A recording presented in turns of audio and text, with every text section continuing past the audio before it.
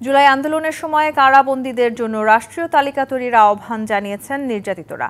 এই সময় আইন উপদেষ্টা কারাবিধি সংস্কার নিয়ে কাজ করার আশ্বাস দেন। এদিকে কারাবিধি পরিবর্তনের দাবি বিভিন্ন রাজনৈতিক দলের নেতাদের। বুধবার বিকেলে রাজধানীর বাংলা একাডেমিতে জুলাই কারাবন্দীদের নিয়ে স্মৃতি শীর্ষক অনুষ্ঠানের আয়োজন করে আইন বিচার ও সংসদ বিষয়ক মন্ত্রণালয়। এতে যোগ দেন জুলাই আন্দোলনে কারাবন্দী রাজনীতিবিদ, সাধারণ জনগণ ও উপদেষ্টারা।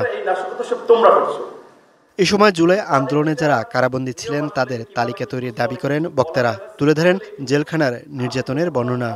এভাবে বেঁধে পেছনে ঝুলালো, পায়ের একেবারে এইটাতে পিটায়, এইটাতে, তারপরে আপনার এইখানে যে মাসেল এইখানে পিটায়, তারপরে সত্যিকার হচ্ছে আপনার বছরের নিতম্বে এখানে পিটায়। ওদের একটা টেকনিক আছে তো কোন জায়গায় কি করবে, তারপরে এইখানে।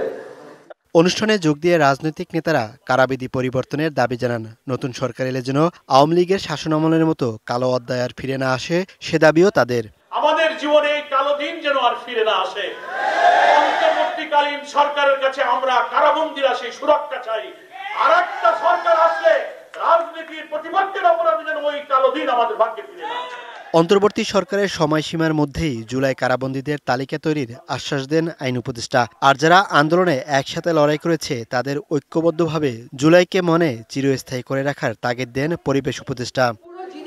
যারা জুলাইয়ে কারায় ছিলেন তাদের বর্ণনা এবং যারা ওই রকম নির্যাতনের শিকার হয়েছেন স্বৈরাচারের হাতে তাদের সকলের বর্ণনা নিয়ে তালিকা নিয়ে এটা কিভাবে সংগ্রহ করা যায় আমরা নিশ্চয়ই উপদেষ্টা পরিষদে আলোচনা করব। যেটা দিলাম সেটা করব। একটা হচ্ছে আমরা আপনাদের তালিকাটা করব, আমরা জুলাই জাদুঘর রাখার ব্যবস্থা করব।